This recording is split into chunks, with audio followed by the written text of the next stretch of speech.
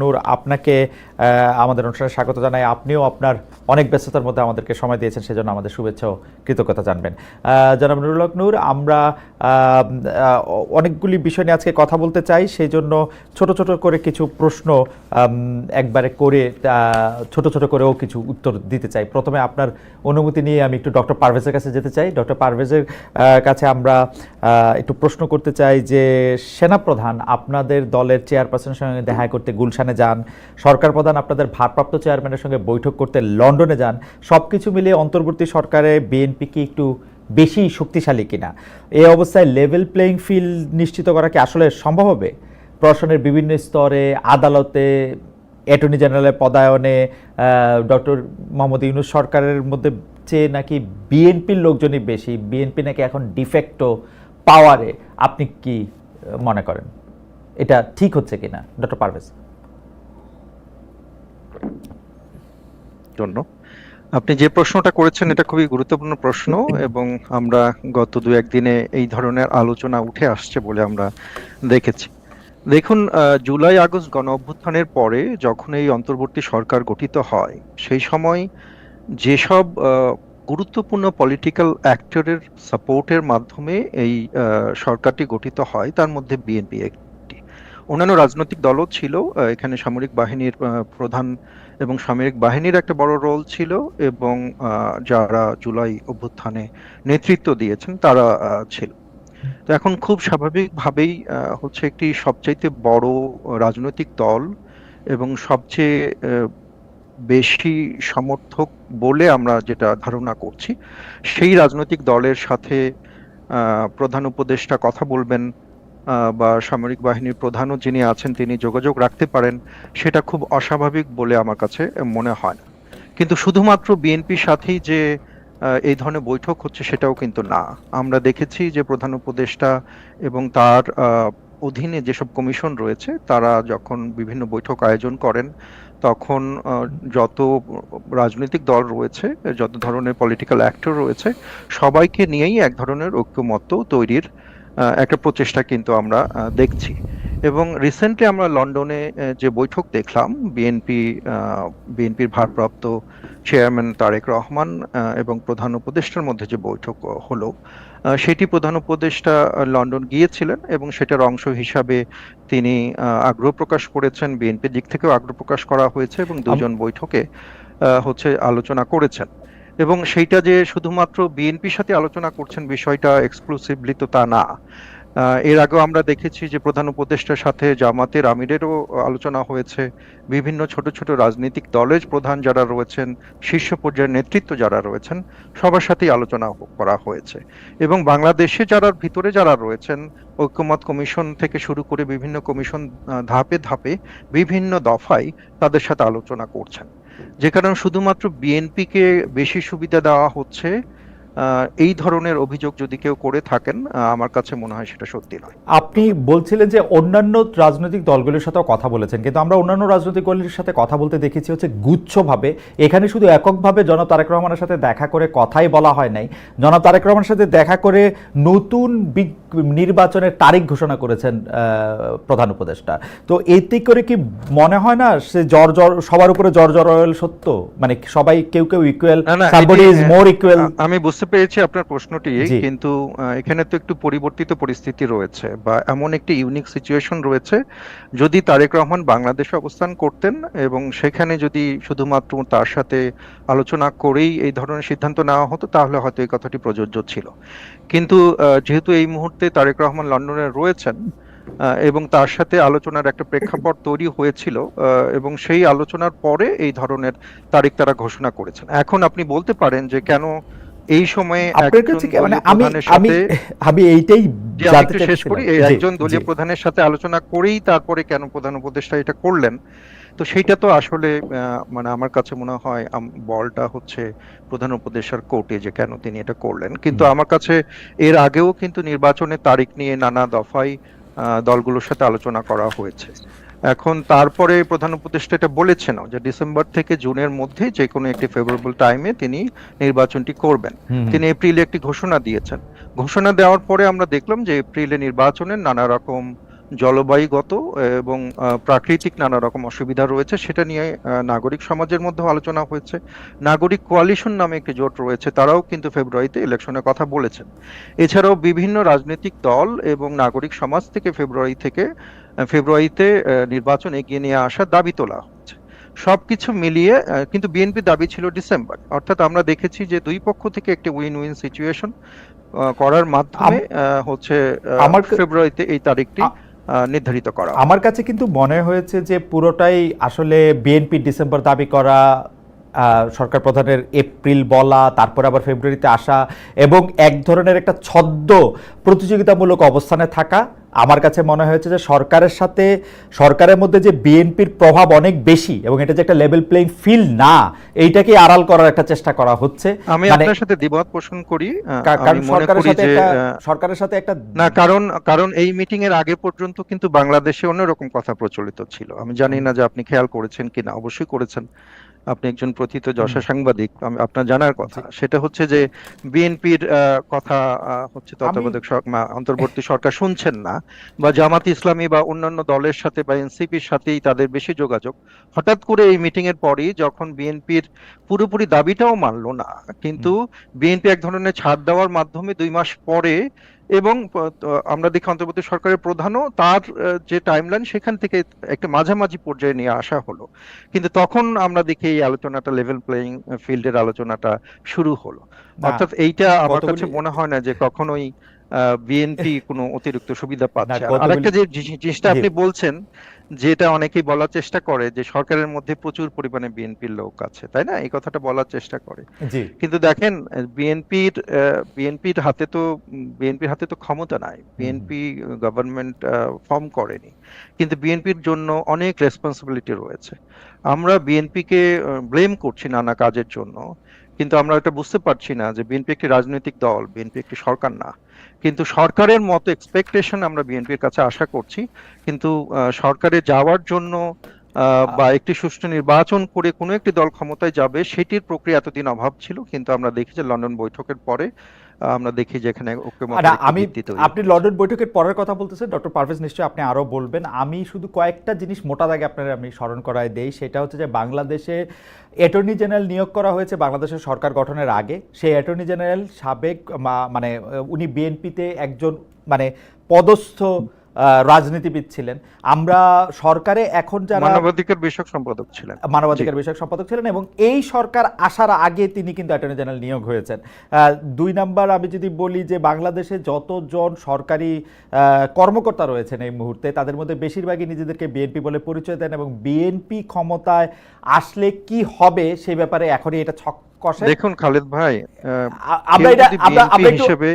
BNP হিসেবে কেউ যদি নিজেকে পরিচয় দেয়, এটা তো বিএনপি আসলে লাভজনক না হলে দিত না, ডক্টর পারভেজ, প্রতিরোধ করতে পারবে না। লাভজনক না হলে সবাই যদি এটা প্রেডিকশন করতে চায় যে এই জনগণের ভোটে সুষ্ঠু নির্বাচনের মাধ্যমে বিএনপি ক্ষমতায় আসবে এবং বিএনপির সাথে তারা লিনিং হতে চায়, বিএনপি করতে চায়, এখানে তো বিএনপি বলতে পারে না যে হচ্ছে প্রত্যেকটা অফিসারকে ধরে ধরে যে আমরা বিএনপি করছো কেন, তাই না? এটা তো অযৌক্তিক এবং ইরেশনাল আমার কাছে মনে হয়।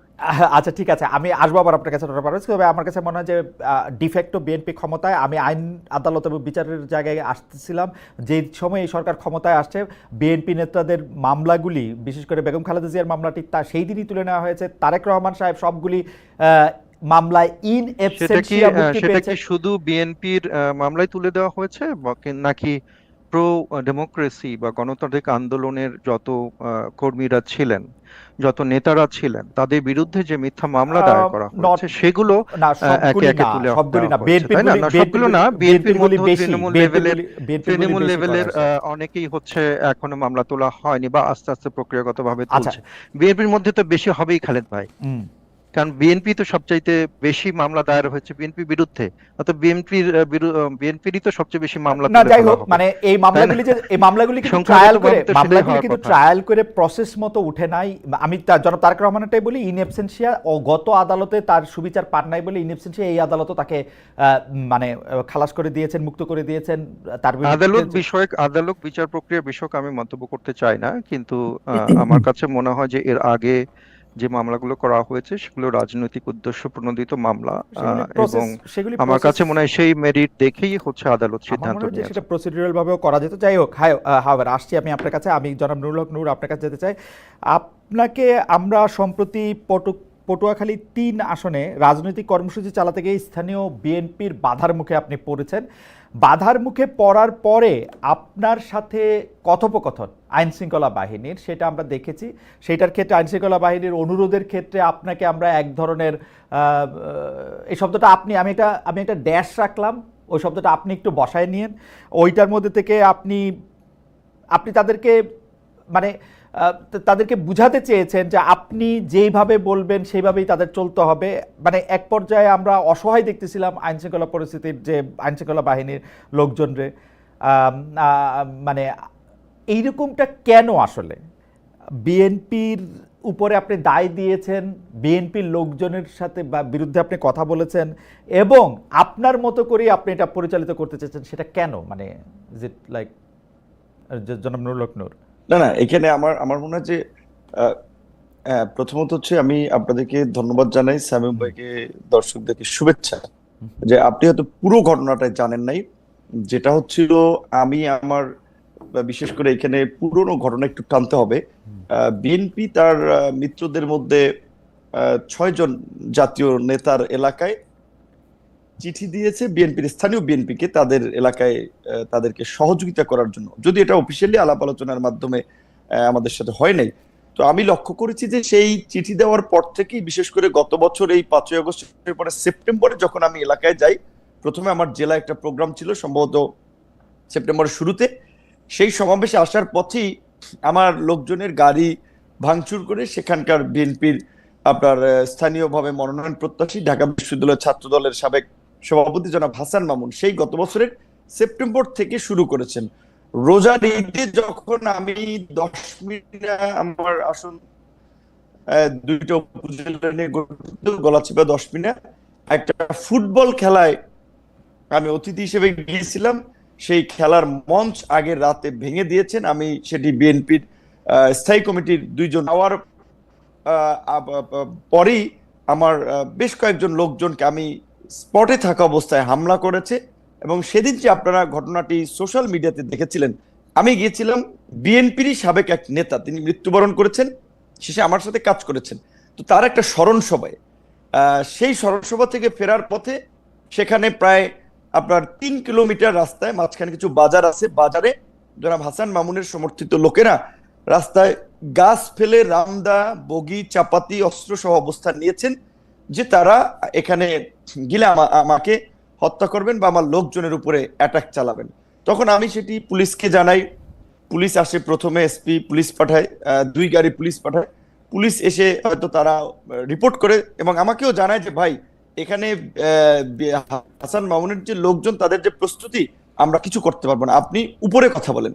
তার মানে উপরে কথা হলো, ওসি বলছে, আমি বুঝছি, তাহলে কি করতে হবে। আমি তখন পটুয়াখালীর সেনা বাহিনীর দায়িত্বে তাদেরকে জানালাম। তারাও 4 গাড়ি আসছে, পুলিশ 2 গাড়ি, সেনাবাহিনীর 4 গাড়ি, 6 গাড়ি আসার পরেও তারা আমার সাথে পার্সোনালি আলাপ করতেছিল। বলছে ভাই, তাদের যে প্রস্তুতি, এখানে তারা রাস্তার পাশে ইট নিয়ে অবস্থান করছে, তাদের হাতে দেশীয় অস্ত্রশস্ত্র, আমরা এখানে কতজন লোক, আমরা এই আপনাকে এখান থেকে এই পথ দিয়ে নিয়ে যেতে পারবো না, আপনি বরঞ্চ অন্য পথ দিয়ে চলে যান। আমি বলছি কোথায় যাব? তারা বলছে আপনি উপজেলা শহরে যাবেন না, আপনি জেলা শহরে যান। বলছে আমার বাড়ি উপজেলায়, আমি কেন উপজেলায় যাব, এই জায়গাটুকু আমি কেন জেলাতে যাব? এই জায়গাটুকু আমি যাই নাই।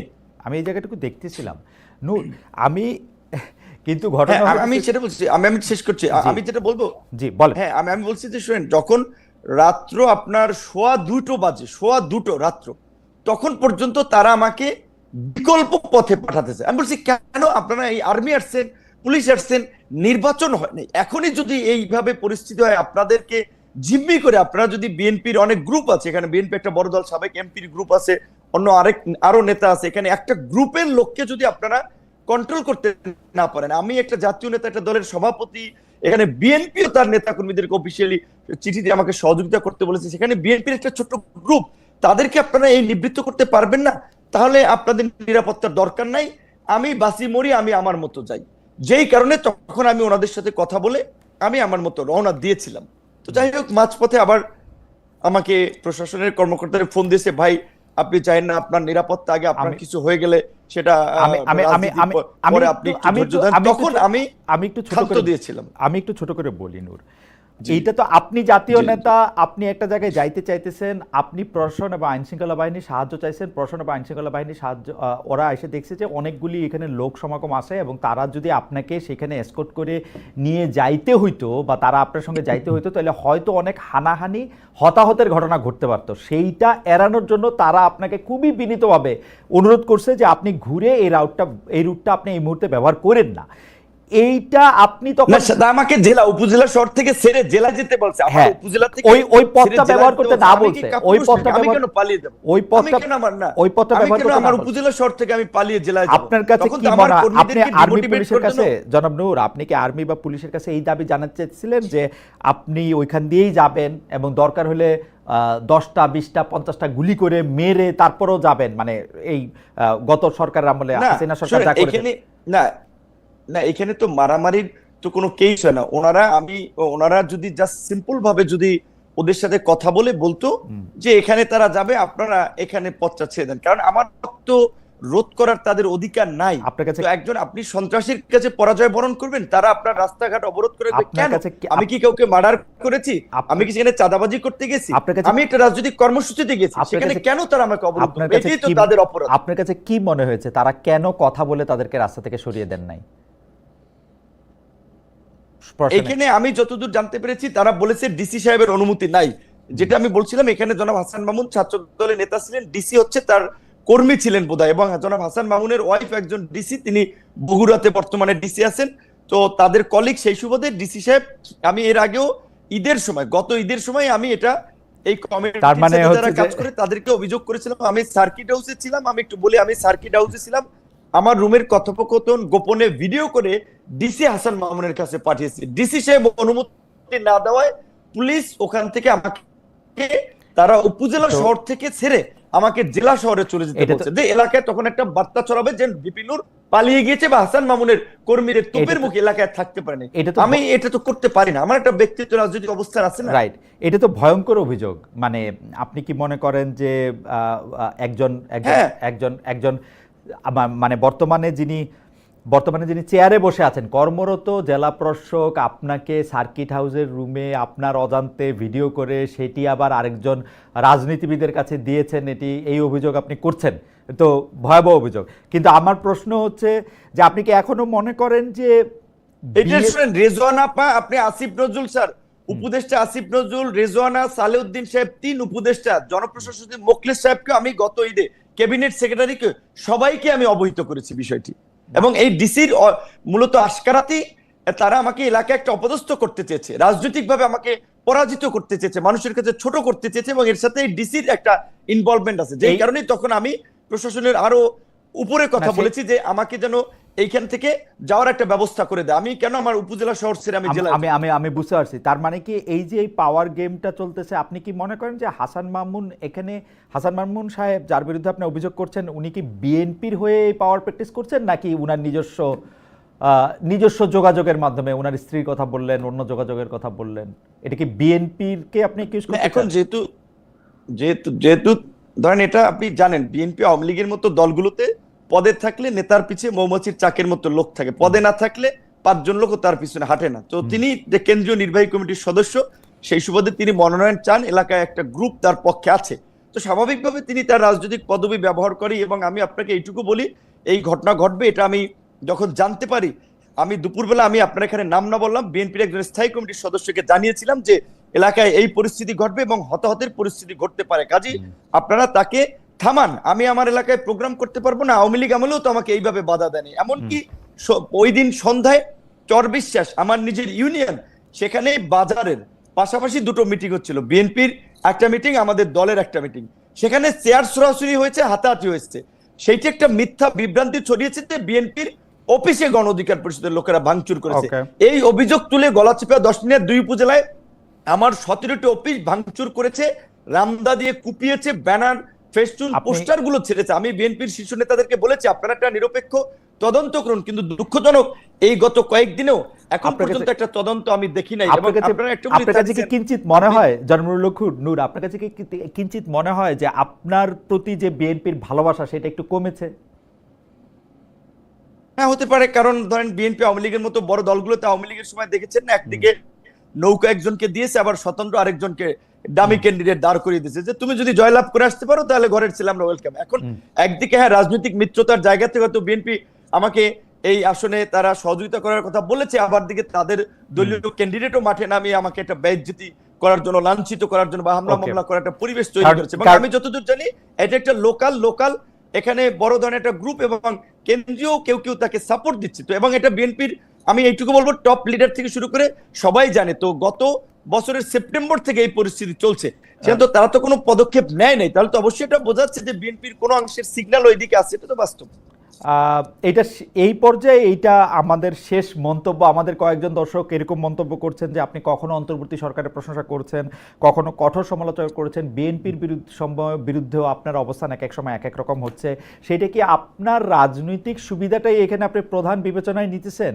কেউ কেউ আপনাকে সাবেক প্রেসিডেন্ট এইচ.এম. এরশাদের সাথেও তুলনা করছেন যে উনি যেমন একটা পার্টির নেতা হিসেবে রাজনৈতিক সুবিধা নেওয়ার জন্য তার অবস্থান পরিবর্তন করতেন, আপনার মধ্যেও কি সেটা দেখা যাচ্ছে কিনা একটু যদি মন্তব্য করতেন। অবশ্যই রাজনীতিতে প্রত্যেক রাজনৈতিক দল দেশ জাতির জন্য যেমন কাজ করতে চায়, নিজের পলিটিক্যাল পার্টির স্বার্থটাও দেখবে অবশ্যই। কারণ সে যদি পজিশনে না থাকে তাহলে সে কিভাবে কাজ করবে? তো অবশ্যই রাজনৈতিকভাবে আমরা আমাদের দলীয় একটা অবস্থান আমরা দেখবো যে এইখানে একটা জোটে গেলে, আমাদের একটা ভিন্ন অবস্থানে থাকলে আমাদের রাজনৈতিক অবস্থান ঠিক হয়, আমরা মানুষের জন্য কি করতে পারছি।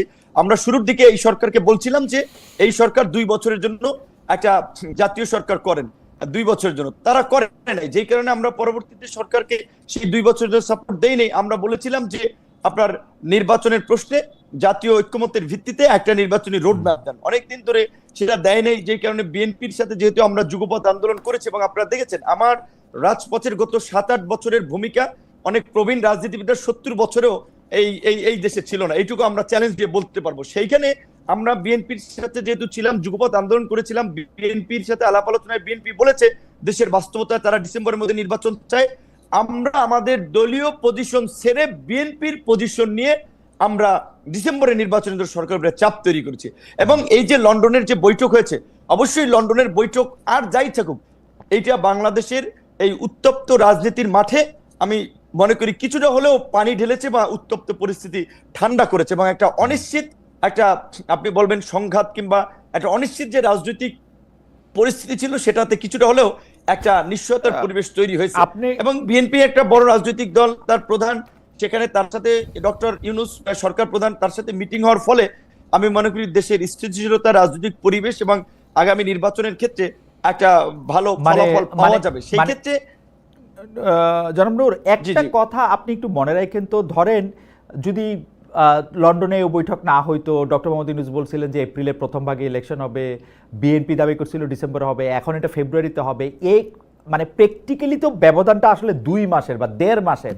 এই 2 মাস বা 1.5 মাসের একটা সময়ের ব্যবধানের জন্য এত বড় উত্তপ্ত পরিস্থিতি সৃষ্টি হইতে হবে, সেইটাও বা কেন মনে হয়েছে? জনাব নূর, আমরা আপনার কাছে পরে আয়শা একবারে শুনি, একটু আমরা ডক্টর শামীম পারভেজের থেকে ঘুরে আসি। ডক্টর শামীম পারভেজ, আমি এই ব্যাপারটা নিয়ে আপনি আপনার মন্তব্য করেছেন আসলে কেন এটা হয়েছে। আমি অন্য একটা জায়গা থেকে একটা ব্যাপার আপনার দৃষ্টি আকর্ষণ করতে চাই। আপনি নিশ্চয়ই দেখেছেন যে এরকম কথাও হয়েছে যে লন্ডনে ডক্টর ইউনূস এবং জনাব তারেক রহমানের মধ্যে যে বৈঠক হয়েছে, এর একটা বড় কারণ হচ্ছে এই সরকারের নানা ব্যর্থতা, আমি বলবো না, কনফ্লিক্ট অফ ইন্টারেস্টের জায়গা থেকে সরকার অনেক কিছু করেছে যেটা আসলে সে পরে তার এটার একটা কনসিকুয়েন্স সামনে আসতে পারে, সেইটার থেকে তাকে দায় মুক্তি দেওয়ার জন্য নাকি একটা আলোচনা হয়েছে। কেউ যখন আবার এই কথাটা সামনে আসছে যে ডক্টর মোহাম্মদ ইউনূসকে কাজে লাগাতে চায় বিএনপি সরকার যদি তারা ক্ষমতায় আসে, কেউ বলতেছেন যে ডক্টর ইউনূসকে বিএনপি রাষ্ট্রপতি করার ব্যাপারটাও চিন্তাভাবনা করতেছে। এই ব্যাপারে আসলে আপনি কি বলেন? আসলে কি ওরকম কোনো দায়মুক্তি দরকার ছিল ডক্টর মোহাম্মদ ইউনূসের? অনেকেই বলতেছেন কিন্তু যে ডক্টর মোহাম্মদ ইউনূস এবং তার সরকারের, তার লোকজনের, মানে এটার কিছু প্রমাণও আমরা দেখতে পাই যে যেই 3 উপদেষ্টা পদত্যাগ দাবি করেছিল বিএনপি, 2জন ছাত্র উপদেষ্টা এবং একজন উপদেষ্টা জনাব খলিলুর রহমান, সেই খলিলুর রহমান সাহেবকে কিন্তু আবার ডক্টর ইউনূস সাহেব পাশে রেখেছেন বিএনপির এই বৈঠকের জন্য। তো এইটা এরকম মনে হইতে পারে কিনা যে কোনো একটা নেগোসিয়েশন হইতেছে, আন্ডার দ্য টেবিল কোনো একটা ডিলিং হইতেছে? না, ডক্টর আমি সালমান আপনার পাটোয়ারি? সাথে একমত না এই বিষয়ে। আমার জি। কাছে মনে হয় না যে আন্ডার দ্য টেবিল কোনো ডিলিংস এখানে হচ্ছে। বরং আমার কাছে যেটা মনে হয় যে অন্তর্বর্তী সরকার একটা দীর্ঘ সময় এক ধরনের সরকারের একটা অংশ ভুল পথে পরিচালিত হচ্ছিল।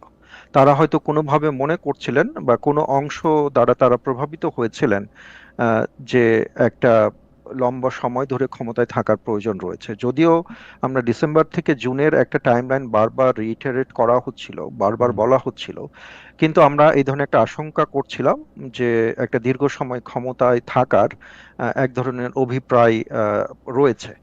কিন্তু যে কারণেই এক ধরনের হচ্ছে আমি বলবো যে সমঝোতার দরকার ছিল। এবং শুধু এটা বিএনপি না, বিএনপির মতো যারা লাইক মাইন্ডেড অন্যান্য পলিটিক্যাল পার্টি রয়েছেন তারা এবং সিভিল সোসাইটির মধ্যেও সাধারণ জনগণের মধ্যেও নির্বাচন যে আসলেই অনুষ্ঠিত হবে এবং সঠিক সময়ে অনুষ্ঠিত হবে সেটা নিয়ে কিন্তু দ্বিধা এবং শঙ্কা আমরা সে সময় দেখি। ইভেন আমি এক এক মাসের জন্য বাংলাদেশ গিয়েছিলাম, সে সময় সাধারণ মানুষের সাথে কথা বলে সেখানকার যারা একাডেমিশিয়ান রয়েছেন, আহ, বিভিন্ন সিভিল সোসাইটি মেম্বার রয়েছেন, তাদের সাথে কথা বলে আমার তখনও মনে হয়েছে যে তাদের মধ্যে দ্বিধা রয়েছে যে আসলেই নির্বাচন এই যে নির্ধারিত টাইম ফ্রেম সেই টাইম ফ্রেমের মধ্যে হবে কিনা। এবং সরকারের একটা অংশ যে এই নির্বাচনকে ব্যাহত করতে চাচ্ছেন সেই ধরনের আলাপ আলোচনা কিন্তু চলছিল। এখন এই এই সরকার কি করেছে এবং তার জন্য যে দায়মুক্তি প্রয়োজন কিনা সেই আলোচনায় আমি যেতে চাই না, কারণ এটার আসলে এভিডেন্স আমার কাছে নাই এবং আমি হচ্ছে আচ্ছা, নিশ্চিত না যে এই ডক্টর ধরনের পারভেজ, কোনো এটা দায় আপনি, তাদের রয়েছে কিনা। ডক্টর পারভেজ, আমি আপনার আগের অংশটুকু থেকে একটু আমি যদি একটু ছোট করে বলেন যে আসলে নির্বাচনটা দিতে চান না ডক্টর মোহাম্মদ ইউনূস বা তার সরকারে কেউ কেউ এরকম বলতেছেন, কিন্তু আমি আবারও পরীক্ষা করে দেখলাম তাদের কেউ কিন্তু এরকম কথা বলেন নাই যে তারা নির্বাচনটা আসলে অনেক সময়ের জন্য পিছায়া বা অনেক পিছনে নিতে চান বা অনেক দিন থাকতে চান। একজনও কিন্তু এরকম বলেন না, কিন্তু বিএনপি বারবার এই শঙ্কা খুব বেশি করে না না, প্রকাশ এটা করতেছিল। এটা এটা অবশ্যই এটা বিএনপি বারবার বলবে কেন? এটা বিএনপি বলার পিছনে তো কোনো কারণ রয়েছে। হঠাৎ করে ফেব্রুয়ারিতে বা এপ্রিলে নির্বাচন দেওয়ার পরে এবং এপ্রিলের পরে ফেব্রুয়ারিতে আসার পরে তো বিএনপি এখন তো বলছে না।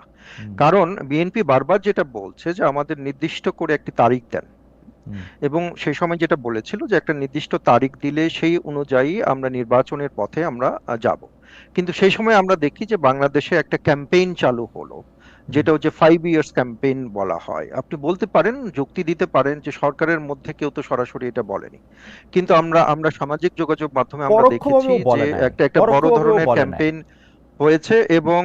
এবং হচ্ছে আমরা দেখেছি এনসিপির অনেক নেতা হুম। এবং এনসিপির সাথে অ্যাফিলিয়েটেড অনেক জায়গা এবং জামাত ইসলামের সাথে অ্যাফিলিয়েটেড অনেক পেজ কিন্তু সেগুলো প্রমোটও করেছে। এ নিয়ে ফ্যাক্ট চেকিং দু একটা ওকে। অর্গানাইজেশনের কিন্তু রিপোর্টও রয়েছে।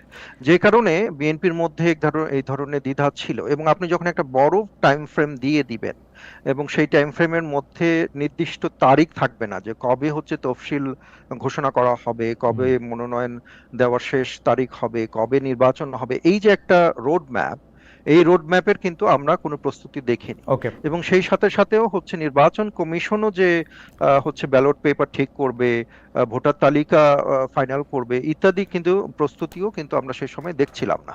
তো ওকে। যে কারণে আমার কাছে মনে হয় যে এই শঙ্কা শুধুমাত্র যে রাজনৈতিক দল হিসেবে বিএনপির মধ্যে ছিল সেটা না, সেই সাথে সাথে জনগণের মধ্যেও কিন্তু এই শঙ্কা ছিল। এখন ভাই বসেন, ফেব্রুয়ারিতে ভাই যে বসেন। নির্বাচনের কথা বলা হয়েছে সেইটা বলার পরে আমার কাছে মনে হয় যে আচ্ছা, বাংলাদেশে আপনি যে বলছেন যে এরকম একটা শঙ্কার, নির্বাচনে একটা অস্থিতিশীলতা ছিল আপনার মনে হচ্ছে যে একটা সেটা শঙ্কার, কেটে গেছে এখন। আপনার মনে হচ্ছে যে একটা শঙ্কার কারণ ছিল। আচ্ছা, এই দুইটা প্রশ্ন একটু আপনাকে করে রাখি। একটা হচ্ছে অর্থনীতি সংক্রান্ত, যে বারবারই আসলে এই কথাটা সামনে আসছে যে জনাব তারেক রহমান লন্ডনে বসবাস করেছেন গত 15 বছর, এখনও লন্ডনে বসবাস করছেন। তার এই মানে এই খরচ বা বিএনপির এই নেতৃবৃন্দের যে ব্যয় সেটা আসলে কোত্থেকে আসে, কিভাবে এটা আসা হচ্ছে, এবং জনাব তারেক রহমানের দেশে ফেরা নিয়েও একটি কথা হচ্ছে যে তিনি ব্রিটিশ নাগরিকত্ব নিয়েছিলেন, এই জন্য তিনি দেশে আসতে পারতেছেন না। এই দুইটা প্রসঙ্গে কি আপনি ছোট করে বলবেন যে জনাব তারেক রহমান Of লন্ডনে, course, জনাব তারেক রহমান লন্ডনে কিভাবে তার ব্যয় নির্বাহ করতেছেন, বা জি। তিনি না, আসলে এই ব্রিটিশ এই নাগরিক প্রশ্ন কিনা? এই প্রশ্ন অনেকেই করেন, হুম হুম এবং হচ্ছে যে রাইটফুলি এটা অবশ্যই হুম জার্নালিস্টরা করতে পারেন। তো এখন আমরা জানি যে তারেক রহমান যে পরিস্থিতিতে অত্যাচারিত হওয়ার পরে চিকিৎসা গ্রহণের জন্য হচ্ছে দেশ ছেড়ে গিয়েছিলেন, এবং তিনি একটা বড় সময় রাজনীতির বাইরে ছিলেন কয়েক বছর, পরবর্তীতে তিনি রাজনীতিতে অ্যাক্টিভ হন। এখন তারেক রহমানের যে পরিবারের দিকে আমরা তাকাই, সেই পরিবারের হচ্ছে যে তার যে সহধর্মিণী তিনি একজন ডাক্তার, এবং তার যে মেয়ে তিনি একজন ব্যারিস্টার। দুজনেই হচ্ছে ভালো চাকরি করতেন যখন লন্ডনে ছিলেন। এবং আমার কাছে মনে হয় তারেক রহমানের জীবন যদি আপনি দেখেন, তার প্রতিদিনের জীবনে তিনি যেভাবে জাইমা রহমান কি লন্ডনে প্র্যাকটিস শুরু জি জি করেছেন? তিনি একটি লন্ডনে তিনি একটি প্র্যাকটিস শুরু ফার্মে কাজ করেছেন করেন, জি লন্ডনে একটা ফার্মে কাজ করেন এই বছর? তো এখন এই বছর আন্তর্জাতিক একটা ফার্মে কাজ করেন, আমার মনে হয় এই বছর না, তার আগে থেকেই কাজ করেন। তো এখন আমি যেটা বলছি যে আসলে তারেক রহমান এবং তার পরিবার যে জীবনযাপন করেন সেটা কিন্তু অত্যন্ত সাধারণ জীবনযাপন। আমি একটা উদাহরণ দিচ্ছি। আমি যখন প্রথম ওনার সাথে আমার লন্ডনে দেখা হয়, তো সেটা কয়েক বছর আগের কথা। তো লন্ডনের একটি কফি শপে উনি বললেন যে উনি আসবেন, আমি অপেক্ষা করছিলাম। তো তখন উনি যখন আসলেন, উনি একটা পরেছিলেন হচ্ছে একটা একটা লাল জ্যাকেটের মতো, যেটা রং চটা, এবং তার যে অ্যাপিয়ারেন্স, তিনি যে পোশাক পরে ছিলেন, তিনি যে ঘড়ি পরেছিলেন, তিনি যে জুতা পরেছিলেন, সেটাতে কিন্তু কোনো ধরনের বিলাস আমি খেয়াল আচ্ছা করিনি। এবং আমি এর মধ্যেও আমি দেখেছি যে অনেকে এই ধরনের, যখন ঘড়ি নিয়ে নানা আলোচনা হলো, তখন কিন্তু তার যে ব্যক্তিগত জীবনযাপন নিয়েও কিন্তু আমরা কথা খেয়াল করেছি। তার মানে তিনি যে জীবনযাপন করেন তাতে আসলে খুব বেশি খরচের প্রয়োজন পড়ে না। আমি শুধু জীবনযাপন দেখলে তো কত কিছু, মানে অনেক কিছুই বোঝা যায় না, কারণ যারা রিচ তারা আসলে রিচ দেখাইতে চায় না, কারণ তারা আসলেই রিচ। আমরা মানে গরিব লোকদের সেইটা থাকে। আমি যেটা প্রশ্নটা করতে চাই, তারপরও আমি যেটা প্রশ্ন করতে চাই, বিল গেটসের কথা হয়তো বলছেন বা অন্যদের কথা বলছেন যারা খুবই সাধারণ পোশাক পরেন, কিন্তু তারপরও হচ্ছে যে তাদের জীবনযাপন দেখে অন্তত আপনি এক ধরনের ধারণা পাবেন। আচ্ছা ঠিক আছে, পোশাক সাধারণ, আমি প্রশ্নটা এইভাবে রিফ্রেশ করি, তিনি তার বাবার পথটাকে অনুসরণ করে বলে আমার কাছে মনে হয় যে ব্যক্তিগত জীবনে তিনি এই ধরনের বিলাস ব্যাসন তিনি তেমন করেন না বলে খরচও তার পরিবারের তত বেশি হওয়ার কথা না। জনাব তারেক রহমানের স্ত্রী ডক্টর জুবাইদা রহমান এবং কন্যা ব্যারিস্টার জাইমা রহমান, তাদের রোজগার দিয়েই জনাব তারেক রহমান চলতেছেন, তাই তো? না দেখেন, বিষয়টা হচ্ছে আমি তো আর তারেক রহমানের ফিনান্সিয়াল মানে বিএনপি থেকে উনি টাকা নিচ্ছেন না, বিএনপি থেকে উনি টাকা নিচ্ছেন না, মানে দলগতভাবে তাকে টাকা দেওয়া হয় না, এই তো ঘটনা। দলগতভাবে টাকা দেওয়া হয় কিনা, বা আমাদের বিএনপির মধ্যে বা বাংলাদেশের সমস্ত রাজনৈতিক দলগুলোর মধ্যে এই ধরনের মেকানিজম আছে কিনা, সেই বিষয়ে তো আমি দায়িত্বপ্রাপ্ত না। যে কারণে আমার কাছে মনে হয় যে এই প্রশ্নটা আপনার জন্য গুরুত্বপূর্ণ হবে যদি আপনি অর্থ বিষয়ক সম্পাদক যারা রয়েছেন তাদের কাছে, যারা এই বিষয়ে ডিল করেন, তারা ভালো বলতে পারবেন। এই আমি নাগরিকত্বটা নিয়ে কি আপনি একটু বলবেন যে তিনি কি ব্রিটিশ নাগরিক, বাংলাদেশি নাগরিক? না, তিনি ব্রিটিশ নাগরিক না বলে আমি জানি। তিনি ব্রিটিশ নাগরিক না বলে আমি জানি, এবং অবশ্যই দেশে ফেরার একটা প্রস্তুতি আমি খেয়াল করছি। এবং এই বিষয়ে আরেকটি বিষয় আমি বলতে চাই, সেটা হচ্ছে যে দেশের বাইরে থেকে তিনি কেন দল পরিচালনা করছেন এবং তিনি কেন দেশে ফিরে আসছেন না, এই বিষয়ে সবচেয়ে বেশি কনসার্ন কিন্তু বিএনপির চাইতে বিএনপির বাইরের লোকেরা। না অবশ্যই অবশ্যই, এবং আমি এটাও দেখেছি যে বিএনপির দেশের বাইরে থাকলেও তিনি কিন্তু তার সময়ের একটা বড় অংশ তিনি দল পরিচালনা করার জন্য, যতক্ষণ তিনি জেগে থাকেন তিনি মিটিং এবং অন্যান্য কাজের জন্যই দেন। অতএব এই যে ডিজিটাল মিডিয়া নিয়ে আমরা যারা কাজ করি, এই ডিজিটাল মিডিয়ার যুগে এই প্রশ্নটা আমার কাছে খুব একটা রিলেভেন্টও মনে হয় না। কিছু সময় আপনার ফিজিক্যাল প্রেজেন্স হয়তো জরুরি, অবশ্যই কিছু আপনার ফিজিক্যাল প্রেজেন্স জরুরি, কিন্তু এই যে একটা গ্লোবালাইজেশন সেই যুগে আপনি যদি রাজনৈতিক দলকে সঠিকভাবে পরিচালনা করতে পারেন তাহলে কিন্তু দূরে থাকলেও খুব একটা অসুবিধা হয়। ডক্টর পারভেজ, এইটা প্রশ্নটা জরুরতের না, কিন্তু প্রশ্নটা হচ্ছে আমি বিদেশ থেকে এটা পরিচালনা করতে পারতেছি কিনা সেইটারও না, কিন্তু আমার সুযোগ থাকলে, মৃত্যু ভয় না থাকলে আমি দেশে কেন যাব না? তার মানে আমি প্রেফার করতেছি লন্ডনে থাকতে, উনি তো দেশে প্রেফার যাবেন না, করতেছি উনি দেশে প্রেফার যাবেন করতেছি না, বা লন্ডনে উনি থাকতে আসছেন টু না, বাংলাদেশ, কারণ আমি দেশ উনি দেশে পরিচালনা যাবেন না করতেছি। বা দেশে আসছেন না, এই ধরনের আসতেছেন না কিন্তু তো, বিষয় নাই। ফ্যাক্ট রিমেইন আমার কিন্তু কাছে আসতেছেন মনে হয় না। যে খুব শীঘ্রই উনি দেশে ফিরে সেই আসবেন। স্বীকৃতি তো 10 মাস অলরেডি লেট। আচ্ছা যাই হোক, এইটা আপনি তার এমনি কোনো পলিটিক্যাল অ্যাসাইলাম এই জন্য তিনি দেশ ছাড়তে পারতেছেন না এরকম কোনো ঝামেলা যে নাই সেটা, বা তার ব্রিটিশ পাসপোর্ট তিনি আসবেন না ওরকম ঝামেলা যে নাই সেটা জানে আশ্বস্ত হইলাম আর কি। আমরা জনাব নূরের কাছে আসবো। জনাব না, নূর, এখানে আমি একটু নিশ্চিত করা উচিত আপনাকে, সেটা হচ্ছে যে আপনি হচ্ছে ব্রিটিশ পাসপোর্টের কথা বলেছেন, সেই বিষয়ে আমি বলেছি যে উনি পলিটিক্যাল অ্যাসাইলামের ব্রিটিশ ব্যাপারে আপনি না, বলেন না। কিন্তু সেই সেই আইনগত বিষয়গুলো নিয়ে আমি আসলে রাইট অথরিটি না ওকে, মন্তব্য করার জন্য। ঠিক আছে। আমরা জনাব নূরের কাছে যাওয়ার আগে দক্ষিণ ঢাকার সিটির মানে জনগণের কাছে একটু জানতে চাইছিলাম যে ঢাকা দক্ষিণ সিটি মেয়র হওয়ার দাবিতে আন্দোলন চালিয়ে যাবেন বিএনপি নেতা ইশরাক হোসেন। প্রিয় দর্শক, তার এই অবস্থান সমর্থন করেন কিনা? শতকরা 17% দর্শক এটি সমর্থন করেছেন, শতকরা 83% দর্শক এটি সমর্থন করেন নাই। আমি জনাব নুরুল হক নূর আপনার কাছ থেকে জানতে চাইব, আপনি আগের প্রসঙ্গ ধরে মন্তব্য অবশ্যই করবেন, এবং পাশাপাশি আপনার বিরুদ্ধে সবচেয়ে বড় সমালোচনা কিন্তু যে মানে আপনার পেশা, আপনার আয় ব্যয়, গণ অধিকার পরিষদের কার্যক্রম পরিচালনা খরচ কে দেয়। আমরা জেনেছি যে গণ অধিকার পরিষদ কিন্তু বেশ কয়েকবার, 2বার 3বার ভাঙনের মুখে পড়েছে এইটির জায়গা থেকে। আপনার ব্যক্তিগত পারিবারিক জীবন জীবিকা কীভাবে চলছে সেটা আমরা একটু জানতে চাই। আপনার আয় ব্যয় নিয়ে সোশ্যাল মিডিয়ায় নানা রকম আলোচনা আপনি কেমনভাবে দেখেন? অনেকে আমাকে এই প্রশ্ন বারবার করেন, আমি কেন আপনাকে এই প্রশ্ন করি না, অথচ করেছি। কিন্তু অনেকে বলতে ছাত্রলীগের লোকেরা এইটা নিয়ে আমার উপরে খুব বেশিং করছিল যে আমি কেন আপনাকে জিজ্ঞেস করি নাই মোসাদের সাথে আপনার কি সম্পর্ক, আপনি আর কত বিদেশি লোকদের কাছ থেকে টাকা নেন, কি করেন সেটা আমাদের যদি একটু বলেন। জনাব নূর, আপনি স্মিত হাসছেন, আপনার হাসি মুখেই আপনার আগের অনেকগুলো প্রশ্ন হয়, উত্তরটা খুব ক্লিয়ার আসে নাই। তো আমি সেটি বলছিলাম যে যেখানে যাই হোক সেদিন পরে ভোর রাতে আমি ওখান থেকে আর কি মুক্ত হই, এবং একেবারে আওয়ামী লীগ বিএনপির যেটা হয়তো ক্ষমতার পালাবদল হইলে প্রতিপক্ষের অফিস জ্বালিয়ে দেওয়া, কোপানো, ঠিক আমার 17টা অফিস সেটা ভাঙচুর করেছিল, 120 জন নেতাকর্মী আহত হয়েছিল, এটা বিএনপি নেতাকর্মীদের জানিয়েছে। এবং এর জন্য আমি বিএনপির যে আমার 2 উপজেলার সর্বস্তরের নেতাকর্মীরা আমার এগেইনস্টে ছিল, বিষয়টা এমন না, পরিষ্কার করেছে হাসান মামুনের রাজনীতি করে সেই অংশটা। আরেকটা কথা আপনি যেটা বলেছিলেন যে আমার রাজনৈতিক পজিশন একটু সরকারের পক্ষে কিংবা বিএনপির পক্ষে, দেখেন আমার নিজের অ্যানালাইসিস থেকে, আমার বুঝ ব্যবস্থা থেকে, আমার জ্ঞান থেকে আমি যেটা সঠিক মনে করি, আমি সেই রণকৌশলে আমার অবস্থান নেই। সেটা তো আপনার কাছে ভুল মনে হতে পারে, আরেকজনের কাছে সঠিক মনে হতে পারে, বাট আমি তো এই প্রত্যেকের কথা চিন্তা করে তো আর আমার রাজনৈতিক অবস্থান আমি ঠিক করি না।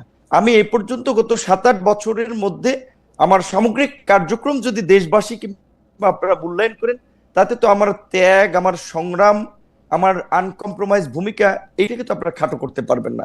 এবং এইটুকু আমি চ্যালেঞ্জ দিয়ে বলতে পারি যে আজকে যদি আমরা রাজনীতির মাঠে না আসতাম, যদি 2018 সালে কোটা সংস্কার আন্দোলন না করতাম, 2019 সালে ডাকসু নির্বাচনের মধ্যে দিয়ে আমরা যদি রাজনীতিতে না আসতাম, আজকের এই 24-এর গণ অভ্যুত্থান হতো না।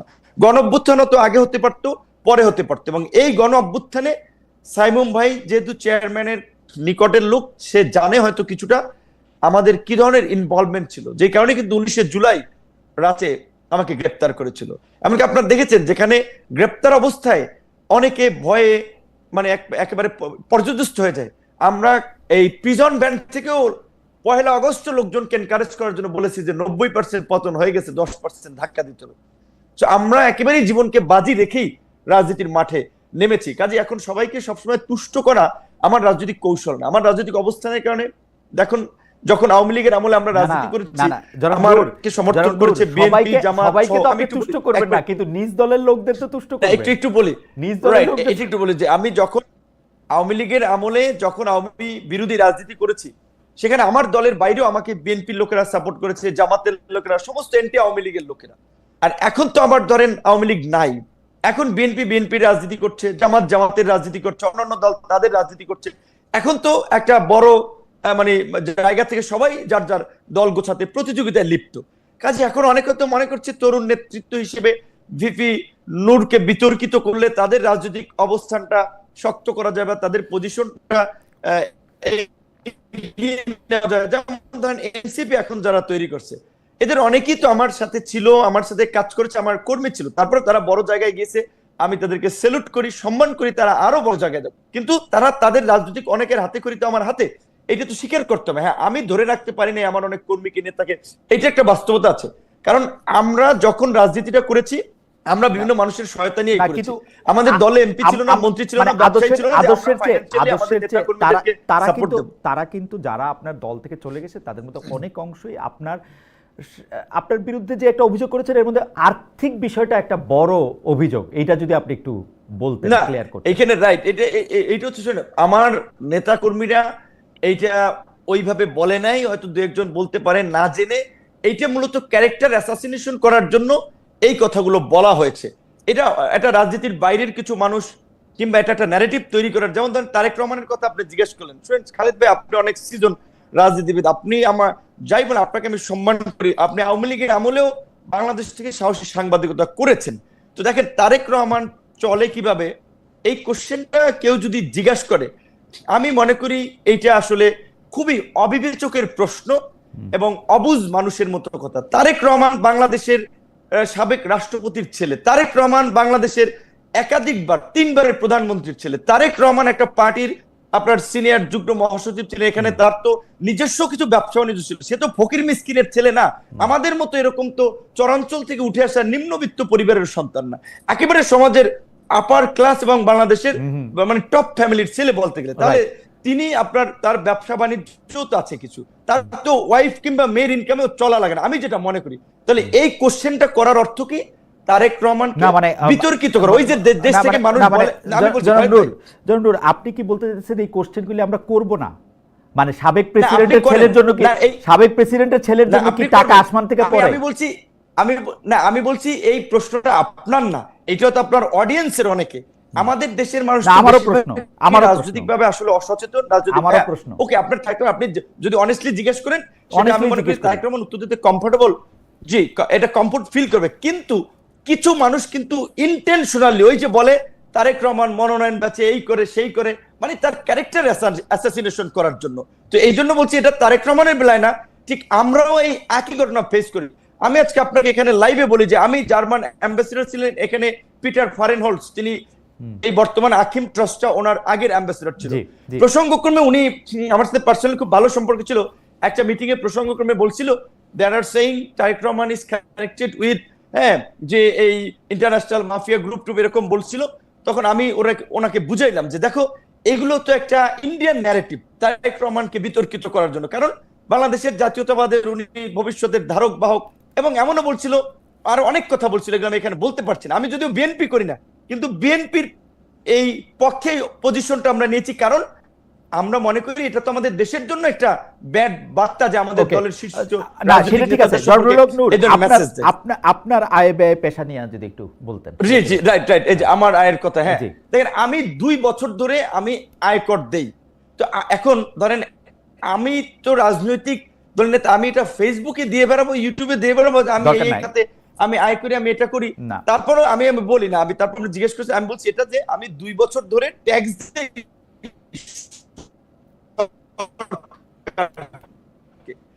সেখানে আমার একটা বাৎসরিক আয় আমি দেখেনি একটা ফেসবুক সোশ্যাল সাইট থেকে প্রায় 70-80 হাজার টাকার মতো, 1 লাখ টাকার মতো আসে, তার বেশি আসে কোনো কোনো মাতে।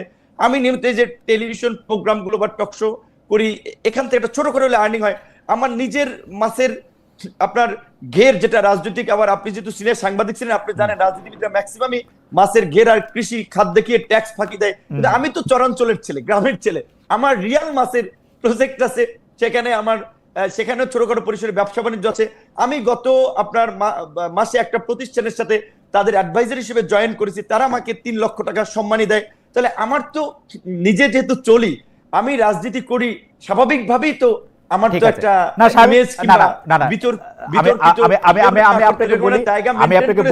আমি আপনাকে বলি জনাব নূর, গত 15 বছর ধরে আওয়ামী লীগ সরকার ক্ষমতা থাকার পর আসলে তারা প্রশ্ন এবং বিতর্কের ঊর্ধ্বে নিজেদেরকে রাখতে চেয়েছিল, তারা কোনো রকম প্রশ্নই তারা নিত না। যেমন আমি একবার প্রশ্ন করেছিলাম যে গত সরকার, যেমন শেখ হাসিনার পরিবারের, শেখ হাসিনার বাইরের আর যারা আছেন তাদের পেশা বা ব্যবসা কি, তাদের কিসের সাথে, মানে তারা কিসের সাথে জড়িত, মানে শুধু প্রধানমন্ত্রীর মেয়ে বা ছেলে, এই প্রশ্নটা করা একটা অস্বাভাবিক যে হ্যাঁ তাদের কাছে টাকা আসতেই থাকবে, ব্যাপারটা তো এরকম নাই হইতে পারে। তারাও এই ধরনের প্রশ্নে এই ধরনের কথাই বলতে চায়, এই ধরনের কথাই বলতে চায়। আমি আমি আমি শুধু এই জায়গাটার মধ্যে থেকে এটা, না, আপনার এই প্রশ্ন আমি শুনেছি, আপনি ওই সময় শেখ পরিবারের লোকজনকে এই কোশ্চেনটা করেছেন, কিন্তু আমি বলছি যে এটা আপনার না, ধরেন আপনি টেলিভিশনের মাধ্যমে দর্শকদের জানাচ্ছেন, কিন্তু কিছু যেটা আমাদের দেশের মানুষ প্রতিনিয়ত এটা একটা মানে বিতর্ক করার জন্য এই সমস্ত রাজনীতিবিদদের সম্পর্কে আজীবন তুলবে। আমার মনে হয় যে এইটা আমরা একটু এই শেষ করে দিই, দুইটা খালি আপনি ছোট ছোট করে যদি উত্তর দেন যে গণ অধিকার পরিষদ থেকে আপনি কোনো টাকা নেন কিনা, দুই হচ্ছে আবার এটা নেন কিনা, এটা ছোট করে বলেন। গণ অধিকার পরিষদ রাজনৈতিক দলে তো বিভিন্ন মানুষ চাঁদা দেয় বা তার মতো করে তারা অর্থ সাহায্য করে, সেটা থেকে আপনি টাকা নেন কিনা গণ অধিকার পরিষদ? না, আমি যেহেতু ধরেন আমার বয়স অল্প এবং অত্যন্ত প্রতিকূল সময় বাংলাদেশের ইতিহাসে এরকম ভাবে কোন রাজনৈতিক দল তৈরি হয়নি সরকারে না থেকে, সরকারের সহযোগিতা ছাড়া, একেবারে অত্যন্ত প্রতিকূল সময়ে যে সমস্ত দলগুলো তৈরি হয়েছে বাংলাদেশের বড় বড় দলগুলো ম্যাক্সিমাম কিংস পার্টি, সেটা বড় বড় পার্টি সহ আপনি দেখেন তাদের ইতিহাস বাংলাদেশে। আমি এটা গর্ব করে বলতে পারবো যে একমাত্র আমরা স্রোতের বিপরীতে লড়াই সংগ্রাম করে জিরো থেকে আজকের এই অবস্থানটা তৈরি করেছি। তো আমার দলের যেহেতু আমি সভাপতি, বরঞ্চ দলের কর্মীরা বিপদে পড়লে তাদের ওই ছাত্রলীগ আমলে মায়ের খেয়ে চিকিৎসার জন্য আমারই সহযোগিতা করা লাগতো। আমি কিভাবে করতাম, আমাদের কিছু ওয়েলউইশার তারা হেল্প করতো, আমরা নিজেরা কিছু দিতাম। এবং আমি এইটুকু আপনাকে আজকের এই প্রোগ্রামে চ্যালেঞ্জ করে বলছি, সারা দেশের মানুষ, বিদেশের মানুষ যারা দেখছে, যদি 5টা মানুষ যদি প্রুভ করতে পারে অভিযোগ দিয়ে যে ভিপি নূরকে আমরা ফাইন্যান্স করেছি, সে সেটা মিসইউজ করেছে, রাজনীতি ছেড়ে দেব। কিন্তু আগে ছাত্রলীগ গুজব ছড়াইতো, দেখেন শুনেন, এই যে বটম লাইনে অনলাইনে এটা করে, এখন আবার আমি বলি ভাই একটু বলি যে দুঃখজনক যে আমার ওই আঞ্চলিক ঘটনা নিয়ে জেলা ছাত্র দলের ছেলেরাও আমার বিরুদ্ধে স্লোগান দেয় যে বিকাশ নূরের চামড়া তুলে নেবো আমরা। তো আমি খুব হাসি যে আগে ছাত্রলীগ এই স্লোগান দিত, এখন আমাদের ছাত্র দলের সহযোদ্ধারা, তাদের সাথে একসাথে জুলাই আন্দোলন করেছি, তারা ওই স্লোগান। জনাব নূর, তার মানে হচ্ছে গণ অধিকার পরিষদ থেকে আপনি টাকা নেন না, তাই তো? আমি টাকা নেই না, আমাদের কোন নেতারাই দলের তো বলতে গেলে টানপ্রনের মধ্যে চলতে হয়, কারণ আমাদের তো এরকম শিল্পপতি নাই, এমপি নাই, মন্ত্রী নাই, সবসময় টানপ্রনের মধ্যে দিয়ে চলতে। অনেক সময় যে আমরা যে প্রশ্নটার জবাব মেইনটেইন করে মালিকের সাথে কথা বললেও জানতে পারবেন ঠিকঠাক মতো আমরা ভাড়া অনেক সময় দিতে কষ্ট হয়। আচ্ছা ঠিক আছে। আর 2 নম্বর প্রশ্ন হচ্ছে যে আপনি কি সত্যি সত্যি, মানে ওইটা আপনাকে গত বছরও না তার আগের বছরও যখন এটা নিয়ে কথা উঠছিল, ছাত্রলীগের ওরা যখন কথা উঠছিল তখন আমি প্রশ্ন করছিলাম, আবারও একটু প্রশ্ন করি, আপনার সাথে কি আসলেই কোনো মোসাদ এজেন্ট কথা বলছিল? ওই যে যেই লোকটার ছবি দেখা যাচ্ছিল আপনার সাথে, তিনি কি ইসরায়েলের লোক? আচ্ছা শুনেন, এটা এই কোশ্চেনটা আমি আপনারা যেটা বলতে চাই যে দেখেন, এইটা নিয়ে বাংলাদেশে এবং আপনারও অন্তত 4 থেকে 5টা প্রোগ্রাম আমি কথা বলেছি। তো এইটা হচ্ছে ন্যারেটিভ এবং এইটা হচ্ছে মানুষকে আপনার হেয় করার কিংবা মানুষকে বিতর্কিত করার একটা রাস্তা। অর্থাৎ একটা ওই যে জার্মান ভাষাতে একটা প্রবাদ আছে, if you want to kill a dog first give a bad name, then তাকে কিল করো। সো ওই জায়গা থেকে যে একটা মানুষের চরিত্র হননের জন্য একটা নেতিবাচক কমেন্ট কিংবা নেতিবাচক ঘটনাকে বারবার সামনে নিয়ে আসা, আমরা এটা পরিষ্কার করেছি। সো এই বিষয় নিয়ে আমি তো, আপনি ধরেন এই সবাই মানে মানুষকে বিভ্রান্ত করতে চাইলে একই কথা ছড়াবে, আমি তো সেটা বলবো না। তো আমি এখানে একটা কথা বলতে চাই, আপনি যেটা সাইমুম ভাইকে বলেছিলেন, ওই প্রশ্নটা সাইমুম ভাই বা বলেন, আমি উত্তর দিতে পারতাম, যেটা আপনি বলছিলেন জর্জ অরওয়েলের একটা ঘটনা উদাহরণ দিয়ে যে all animals are equal but some are more equals than others. তো এইটা হচ্ছে, এটা বাংলাদেশের প্রেক্ষাপটে এই গত 53 বছরেও তাই ছিল এবং এখনো আছে, ভবিষ্যতে কতদিন থেকে আমি জানি না। কারণ হচ্ছে এই কথা বললাম যে আমরা যতই ন্যায় বিচারের কথা বলি, আমরা যদি সুশাসনের কথা বলি, বাংলাদেশের রাজনীতিতে 50 বছরের ইতিহাসে এখন পর্যন্ত যাদের মুসলমান আছে, যারা রাজনৈতিকভাবে সাংগঠনিকভাবে যাদের সংগঠন বড়, তারা অনেক ক্ষেত্রে পাওয়ার মিসইউজ করে, প্রভাব বিস্তার করে, সেইটা বাংলাদেশে এখনো বলবৎ আছে। আপনি যেটা ইনফরমালি বলেছিলেন সম্ভবত যে 5ই আগস্টের পরে রাজনৈতিক সংস্কৃতির পরিবর্তন হয় নাই, আগের মতো পেশি শক্তি আধিপত্য বিস্তার রাজনীতি পরিবর্তন হয় নাই। সবচেয়ে দুঃখজনক যে আজকে এই গণমাধ্যম, আগে আওয়ামী লীগের দালালি করেছে, এখনো গণমাধ্যম গুলো একটা নির্দিষ্ট শ্রেণী পেশার মানুষের হাতে বন্দী। দুঃখ লাগে, কষ্ট হয় রাজনীতির বাইরে এমপি এই মন্ত্রী এই হওয়ার জন্য নির্দিষ্ট তো শ্রেণী জীবন দেয়, পেশাকে হাত ভাঙি নাই, পা ভাঙি নাই, নূর নূর মাজা ভাঙি নাই, কোমর জনাব ভাঙি নাই। জনাব নূর, এই আমরা নির্দিষ্ট বলছি, শ্রেণী পেশাকে আমি বলছি- বিএনপির লোক, বিএনপির প্রতি দুর্বল হয়েছে গণমাধ্যম, না কার প্রতি? সরকারের না, প্রতি, বিভিন্ন এখানে সরকারের এখানে প্রতি? ধরেন এখন যেহেতু স্বাভাবিকভাবে এখন এনসিপির এক নেতা উপদেষ্টা আছে, তাদের প্রভাব আছে, বিএনপি একটা বড় রাজনৈতিক দল, তাদের শেল্টার ছাড়া তো চলতেই পারবে না, আচ্ছা। ব্যবসায়ী কিংবা গণমাধ্যম, ঠিক তাদের আছে, প্রভাব আছে, আবার- জামাতের প্রভাব আছে। তো আবার আসবো আমি আমি একটু আমি আপনার একটু কাছে। শেষ করি খালেদ, আমি জি। এটা শেষ করি 30 জি। সেকেন্ড। যে আমরা চেয়েছিলাম, যেটা আমরা বলি যে একটা স্বাধীন বিচার বিভাগ, একটা স্বাধীন গণমাধ্যম, একটা জনবান্ধব এবং জবাবদিহিতামূলক প্রশাসন, কিন্তু দুঃখজনক গত 10 মাসে আপনি যেটা বলছিলেন যে কেন আমি পজিশন চেঞ্জ করি, এই সরকারকে আনকন্ডিশনাল সাপোর্ট দিয়েছিলাম, তারা 10 মাসে ওইভাবে আমাদের আকাঙ্ক্ষা তো পূরণ করতে পারে নাই। তারা পেরেছে যে প্রশাসনের মধ্যে একটা পরিবর্তন আনতে, রাজনৈতিক সংস্কৃতির পরিবর্তন আনতে, গণমাধ্যমকে ওইভাবে শক্তভাবে দাঁড় করাতে, সব আগের মতোই একটা পরিস্থিতির দিকে যাচ্ছে। তাহলে কি আমরা আবার এই সরকারে কি দোষ? আন্দোলন করবো, আবার জীবন দেবো, আবার রক্ত ঝরাবো? নূর, সরকারে কি দোষ? আপনারা তো প্রতি পদে পদে, আপনি না মানে প্রতি পদে পদে সরকারকে বিক্ষোভ সমাবেশ, তারপরে বৈপরীত্য, এগুলি বিক্ষোভ এই রকমের অভ্যুত্থান পরবর্তী সময়ে এদের উচিত ছিল একটা জাতীয় সরকার করা। আপনি এই পুরো উপদেষ্টা পরিষদে 5টা লোক দেখাতে পারবেন না যাদের জন্য শক্ত অবস্থান আছে। আপনি এই আপনার ভাই সাইমুম ভাই যেটা বলেছেন সেই কথাটি, হ্যাঁ ওই যেটা আমি বলতে চাইছিলাম, কেন নির্বাচন নিয়ে এই উত্তপ্ত পরিস্থিতি, যেটা আপনি বললেন যে ফেব্রুয়ারি থেকে এপ্রিল 2 মাসের ব্যবধানে তৈরি হলো। কথা বলতে গেলে অনেক কথাই আসে, আমি সংক্ষেপে বলি। সাইমুম ভাই যেটা বলেছেন পরেরবার বলেন, আমরা একটু অনুষ্ঠানটা একটু বাড়ায় নিব, অনুষ্ঠানটা একটু বাড়ায় নিব, আপনি একটু পরে একটু বললেন, কারণ হচ্ছে যে দুইটা তিনটা বিষয় আমরা একটু বাড়ায় নিব অনুষ্ঠানটা। ডক্টর পারভেজ, দুইটা বিষয় নিয়ে যদি আপনি একটু কুইক মন্তব্য করেন। একটা হচ্ছে জনাব ইশরাক, যিনি নিজেকে মেয়র একরকম ঘোষণাই করেছেন, পিছনে মেয়রের ব্যানার নিয়ে সামনে বসছেন, সেইটা নিয়ে আসলে বিএনপি কি মনে করে বা আপনি কি মনে করেন, এই ইশরাক সিচুয়েশনটা নিয়ে যদি একটু বলতেন। আমি প্রশ্নটার বড় করতে চাই না। আর দুই হচ্ছে আওয়ামী লীগের কার্যক্রম এখন নিষিদ্ধ, এটা একদম স্পষ্ট যে আওয়ামী লীগ এই ইলেকশনে অংশ নিতেছে না। বিএনপির যারা আপনারা তাত্ত্বিক এবং নীতি নির্ধারক আছেন, তারা কি একটা ফাংশনাল বিরোধী দল খোঁজ করতেছেন কিনা, নাকি এরকম একটা ভাব আমাদের সঙ্গে থাকলে থাকো, না থাকলে নাই? কারণ আপনারা বুঝতেই পারতেছেন বিপুল পরিমাণে বিপুল সংখ্যাগরিষ্ঠদের আপনারা আসবেন, সুতরাং কে আপনাদের বিরোধী দল হবে বা কে দলের মধ্যে থাকবে, এইটার একটা রেখাচিত্র অঙ্কন করা হইতেছে কিনা? বিরোধী দল হিসেবে আপনি কাকে দেখেন? ধন্যবাদ খালেদ ভাই। জি, হ্যাঁ, ধন্যবাদ খালেদ ভাই। আমি এই দুইটা কোশ্চেনের অবশ্যই উত্তর দিব। তার আগে আমি একটু নূর ভাই যে কথা বললেন সেটা সূত্র ধরে কিছু বিষয় বলে তারপরে ওই প্রশ্নে যেতে চাই। খুব বেশি সময় আমি নিব না। প্রথম যে বিষয়টি, যেটি আপনিও বলেছেন, যে গত 15 বছরে আমরা বাংলাদেশে একটি প্রশ্নাতীত বা আনকোশ্চেনেবল একটা রয়্যাল রেজিমের আমরা শাসন দেখেছি। যে কারণে আমরা শেখ হাসিনার যে শাসনামল, সেই শাসনামলে শেখ হাসিনা এবং তার ফ্যামিলি, শেখ মুজিব থেকে শুরু করে তার ফ্যামিলি মেম্বার সবাইকে এক ধরনের পলিটিক্যাল ডেইটি বা রাজনৈতিক দেবত্ব আরোপ করা হয়েছিল তাদের চরিত্রের উপরে, যে কারণে তাদেরকে কোনো প্রশ্ন করা যেত না। কিন্তু বিএনপি অবশ্যই হচ্ছে যে সেই ধরনের কোনো ধরনের নীতি অনুসরণ করতে চায় না।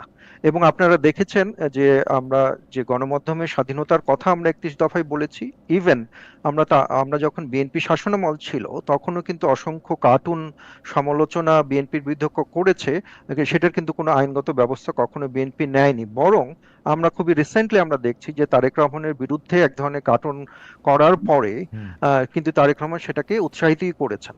অর্থাৎ তারেক রহমান সম্পর্কিত, আমাদের যে ভারপ্রাপ্ত চেয়ারম্যান তারেক রহমানের জীবন সম্পর্কিত, তার সম্পর্কিত যত ধরনের প্রশ্ন আছে, সেই প্রশ্ন করতে কিন্তু তিনি স্বাগতই জানান। এবং ভবিষ্যতে যদি জনগণের সুষ্ঠু নির্বাচনের মাধ্যমে যদি আমরা একটি সরকার গঠন করতে পারি, তাহলে অবশ্যই সেই ধারাবাহিকতা আমরা বজায় রাখব। জি, আর একটা যে বিষয়, যেটা হচ্ছে এতক্ষণ ধরে হচ্ছে আমরা মাসুল পাওয়ারের কথা বললাম, এবং নূর ভাইও হচ্ছে বিভিন্ন সময় তার কথা বললেন। আমি নূর ভাইয়ের যে একটা গণতান্ত্রিক পথযাত্রায় তার একটা অবদান আছে, সেটার জন্য আমি তাকে ধন্যবাদ জানাই। কিন্তু আমরা দেখি যে যদি তার পরম্পরাগুলো দেখি, যে 20 ফেব্রুয়ারি তিনি বলছেন যে এই মুহূর্তে জাতীয় নির্বাচনের পরিবেশ নাই। 25 এপ্রিল তিনি বলছেন যে অনির্বাচিত সরকার বেশি দিন ক্ষমতায় থাকা আবার মঙ্গলজনক না। আবার তিনি 11 জুন বলছেন যে ডিসেম্বর থেকে জানুয়ারির মধ্যে নির্বাচন চায়। তো এই যে হচ্ছে নানাভাবে তিনি পজিশন পরিবর্তন করছেন, সেটা মনে হয় একটা জায়গায় আসা এবং সেটা আদর্শ ভিত্তিক একটা জায়গায় স্টিক করাটাই তার জন্য ভালো হবে। এখন যে মাসল পাওয়ারের কথা বললেন বা পলিটিক্যাল ভায়োলেন্সের কথা বললেন, এটা কিন্তু এক্সক্লুসিভলি বিএনপি বড় দল বলে হয়তো বিএনপির বিরুদ্ধে অভিযোগ অনেক আসছে। রিসেন্টলি আমরা এনসিপির হচ্ছে একটা তালিকা দেখেছি, হ্যাঁ, যেখানে 123 জনের মতো হচ্ছে যে বিএনপি কে অভিযুক্ত করা হয়েছে হত্যাকাণ্ড ইত্যাদি বা বিভিন্ন মাসল পাওয়ার ইউজ করা হয়েছে সেখানে। কিন্তু দেখুন যে বাংলাদেশে 2022-এর স্ট্যাটিস্টিক্স অনুযায়ী দেখি বাংলাদেশে মর্টালিটি রেট হচ্ছে অ্যানুয়াল 9,11,000 এবং ডেইলি ডেথের সংখ্যা হচ্ছে 2,500-এর মতো, যেটার মধ্যে নর্মাল ডেথ রয়েছে, আবার হচ্ছে নানা রকম অ্যাক্সিডেন্টাল ডেথও রয়েছে। এখন আমরা যখন এই কেসগুলো যখন আমরা আলোচনা করে দেখেছি, তখন বিশ্লেষণ করে দেখেছি, তখন আমরা দেখেছি যে এর মধ্যে অনেক কেসই হচ্ছে ব্যক্তিগত হচ্ছে যে সংঘাতের কেস, সিভিল মামলা রয়েছে, জমি নিয়ে সংঘাত রয়েছে, বিভিন্ন ধরনের ব্যক্তিগত কেস আমরা কিন্তু এর মধ্যে দেখেছি। পারিবারিক আধিপত্য বিস্তার, দোকান নিয়ে প্রবলেম ইত্যাদি কিন্তু আমরা দেখেছি। যেমন নূর ভাইয়েরও যে এই কেসটা আমরা যদি একটু নিউজ পেপারে দেখি, তাহলে আমরা দেখি যে বিএনপি নেতা কর্মীদের সাথে গণ অধিকার পরিষদের এই সংঘর্ষের পিছনে নাকি বাজারে দোকান বরাদ্দ নিয়ে দীর্ঘদিনের অসন্তোষও একটা কারণ বলে আমরা দেখি, যেটা Right. হচ্ছে বিএনপি সাধারণ শেষ পর্যন্ত সম্পাদক মুজিবুর রহমান শেষ সাহেব পর- সেটা তিনি শেষ দাবি পর্যন্ত করেছেন। শেষ পর্যন্ত সেই বিখ্যাত উক্তিতে গিয়ে যায় ফাইন্ড দ্য মানি, হ্যাঁ, ফাইন্ড দ্য মানি। এখন বিষয়টা হচ্ছে যে টাকা যেখানে ওই যে আছে সেখানে আছে। যে অরওয়েলের যে উক্তিটার কথা উনি বলছেন, সেটা যে শুধুমাত্র এক্সক্লুসিভলি আপনি বিএনপি কে দোষারোপ করবেন সেটা কিন্তু না। আমার কাছে মনে হয় এটা পলিটিক্যাল ভায়োলেন্সের যে কালচার বাংলাদেশের সমাজে রয়েছে, সেই সমাজেরই একটা বড় আমার মনে হয় যে দোষ আমার মনে হয় যে ওই এইটার দুটো প্রশ্নে যদি একটু ধারাবাহিকতা। চলে আসতেন, মানে আপনার এই অবস্থান পরিষ্কার, অফ কোর্স আমি এক দুই মিনিটে যদি একটু আলোচনায় বলেন আসবো, যে প্লিজ। কারণে বড় দল ইশরাক। হিসেবে বিএনপির বিরুদ্ধে আসলে অভিযোগ বেশি। ইশরাক, কিন্তু তাই বলে যে এনসিপি বা জামাত বা গণ অধিকার পরিষদ পিছিয়ে রয়েছে তাদের স্কেল অনুযায়ী, সেটা কিন্তু না বলে আমি মনে করি। যদি Okay. সুযোগ দেন পরে আমি এটা না, আমার নূরে আলোচনা করতে নূরে পারি। এখন ইশরাকের যে জি, প্রসঙ্গ, নূর বলবেন এটা নিয়ে ইশরাকের পরে। যে জি, প্রসঙ্গটা আপনি বললেন, জি, এখন ইশরাকের প্রসঙ্গে আসলে আমরা একটা বড় ধরনের আলোচনার যে পার্সপেক্টিভ, সেই পার্সপেক্টিভে আমরা ইশরাককে আমরা ভিকটিম বানাচ্ছি না, ইশরাককে আমরা দোষী বানাচ্ছি, ইশরাককে আমরা ব্লেম করছি যে তিনি কেন নিজেকে হচ্ছে মেয়র হিসাবে বলছেন, তাই না? কিন্তু আমার কাছে মনে হয় এই ঘটনা ইশরাক তো একজন ভিকটিম। তার কারণ ইশরাক তো রাষ্ট্রের উচ্চ আদালত থেকে একটি রায় পেয়েছেন। ওকে। এখন আপনি সেই রায় নিয়ে আপনার আজকের আলোচনা কিনা আমার সেটা আলাদা বিষয়, আজকের কিন্তু আলোচনা তিনি একটি ইশরাকের- রায় পেয়েছেন, তাই রাইট। না? বিএনপি এখন কি সেই রায় ইশরাকের অনুযায়ী আমাদের ব্লেমটা করা উচিত সরকারকে, ওকে, যে তারা কেন এই শপথ গ্রহণ অনুষ্ঠানকে দিনের পর দিন পিছিয়ে দিয়ে এইরকম একটা পরিস্থিতি তৈরি করছেন। আমাদের ব্লেম করা উচিত উপদেষ্টা আসিফকে, যে কেন তিনি এই পজিশনটার জন্য এইরকম একগুঁয়ে মনোভাব কেন তিনি বিএনপি পোষণ কি করছেন। ইশরাক হোসেনের পাশে আছেন এটাতে? না, এখন ইশরাক হোসেন এই যে মেয়র যে পজিশনটা, সেটা তো অবশ্যই হচ্ছে যে আমরা দলীয় বিবেচনা কেন আমরা দেখব, এটা তো একটা আদালতের রায় সরকার মানছে কিনা ওকে, সেই বিবেচনায় তো আমাদের এটা দেখা উচিত। এবং আদালতের রায় সরকার মানছে না, এটা এক ধরনের আদালত অবমাননাও বলে আমি মনে করি। এবং এই ক্ষেত্রে আমি মনে করি যে ইশরাকের হচ্ছে রাইটফুল এক ধরনের অধিকার কিন্তু তার রয়েছে। আর সেকেন্ড যে বিষয়টা আপনি আওয়ামী লীগ ব্যান করার বিষয়ের যে কথাটা বললেন, যে যে মানে সেই বিষয়ে বিএনপি কি অলরেডি তার বিরোধী দলে কে থাকবে, তার সাথে কে থাকবে, এইরকম একটা ম্যাপিং করতেছে? কারণ বিএনপি যেহেতু এককভাবে ক্ষমতা, আমরা তো জানি না যে বিএনপি এককভাবে ক্ষমতায় আসবে কিনা। আমরা মনে করি যে একটি সুষ্ঠু নির্বাচনের মাধ্যমে এটা গণ অধিকার পরিষদও ক্ষমতায় আসতে পারে, এটা জামাত ইসলামী ক্ষমতায় আসতে পারে, এটা এনসিপিও ক্ষমতায় আসতে পারে, এটা বিএনপিও ক্ষমতায় আসতে পারে। কিন্তু আমি আপনার প্রশ্নটা আমি বুঝতে পেরেছি। আপনার এই প্রশ্নটা হচ্ছে যে বিএনপির যেহেতু একটি বড় দল এবং এর আগে ক্ষমতায় আসার এক ধরনের অভিজ্ঞতা বিএনপির রয়েছে, তারা দেশ পরিচালনা করেছেন এবং গ্রাম পর্যায় পর্যন্ত একমাত্র বিএনপিরই সরব এবং শক্তিশালী উপস্থিতি রয়েছে। তো সেক্ষেত্রে অবশ্যই আমরা এমন কোনো সংসদ চাবো না যে সংসদে হচ্ছে কার্যকরী বিরোধী দল নাই। কারণ কার্যকরী বিরোধী দল ছাড়া একটি কার্যকরী শাসন ব্যবস্থা, একটি সুশাসন বা গুড গভর্নেন্স একটি দেশে থাকতে পারে না। আমরা মনে করেছিলাম যে জুলাই আমার প্রশ্নটা ছিল এবং যে একটা আগস্টের যে কার্যকরী গণঅভ্যুত্থান, কার্যকরী বিরোধী দল বিএনপি খুঁজতেছে কিনা, মানে একটা আওয়ামী লীগ যেমন একটা বিরোধী দল দেখেন খুঁজে একটি বাইর করছিল, কার্যকরী বিএনপি দল জাতীয় পার্টিকে যখনই একটা বিএনপি খুঁজে বাইর খুঁজে করছিল বের ওরকম। করবে, একটি কার্যকরী বিএনপি দল বিরোধী দল যখনই বিএনপি খুঁজে বের করবে এবং বিএনপি সেটাকে প্যাট্রোনাইজ করবে, তখনই তো সেটার বিরোধী দল থাকছে না। ওকে, আপনি যখনই প্যাট্রোনাইজ করবেন কোনো বিরোধী দলকে, তখন তো হচ্ছে আপনার ডোমেস্টিক পেট বিরোধী দলে সে পরিণত হবে, আচ্ছা, তাই না? অতএব সেটা হতে হবে বটম আপ। সেটা আমরা মনে করেছিলাম জুলাই আগস্টের গণ অভ্যুত্থানের পরে এনসিপির এই ধরনের একটি পটেনশিয়াল রয়েছে। ওকে, কিন্তু আমরা অত্যন্ত দুঃখের সাথে খেয়াল করলাম যে যে জাতীয় ঐক্যের কথা আমরা চিন্তা করছিলাম, যে ধরনের ভবিষ্যতের কথা আমরা চিন্তা করছিলাম, যে ছাত্র জনতার ভিত্তিতে আমরা একটা বিএনপির মতো একটা ঠিক আছে। সেন্ট্রিস্ট পলিটিক্যাল আ- পার্টি আমরা আমরা আমরা পাবো, যদি পারি সেই আশা আমরা ভঙ্গ আমরা কিন্তু যদি আমাদের পারি হয়েছে। আমরা যদি পারি তাহলে পরে আবার আসবো আপনার কাছে, সেটা অবশ্য সম্ভাবনা কম। জনাব নুরুল হক নূর অনেকগুলি প্রশ্ন ডক্টর পারভেজি আপনার দিকে ছুটে দিয়েছেন, আপনি সেগুলির যদি অ্যাড্রেস করেন আমি পরের কথায় পরে আসছি। জনাব নুরুল হক নূর। না, পারভেজ ভাই খুব বেশি প্রশ্ন ছুড়ে দেয় নাই। দুটো বিষয় একটু বলার আছে। একটা যেমন তিনি মাসল পাওয়ার, বলেছেন যে মাসল ওই যে পাওয়ার পাওয়ার পলিটিক্স, মাসেল পাওয়ার, পেশি জি। শক্তি, এইটা ঠিক যে যার যেখানে মানে ওই ধরনের সাংগঠনিক কাঠামো আছে তারা কিছুটা হলেও অনেকে চেষ্টা করছে, সেটা আমি কিন্তু পরিষ্কার বলছি। যেমন টিভি চ্যানেল বা মিডিয়া হাউস দখলে বিএনপিও তার প্রতিনিধি বসাচ্ছে, জামাতও বসাইছে, এনসিপিও বসাইছে। তিন দলের বাইরে অন্যদের খুব বেশি সুযোগ নেই, যেমন আমাদের ধরেন ওইটার সুযোগ নাই। আর আপনার আমি ওই আমি ছোট্ট করে 10 সেকেন্ড একটু আপনার সাথে সাপ্লিমেন্ট করি নূর ভাই। সেটা হচ্ছে আমি 2025 সালের 28শে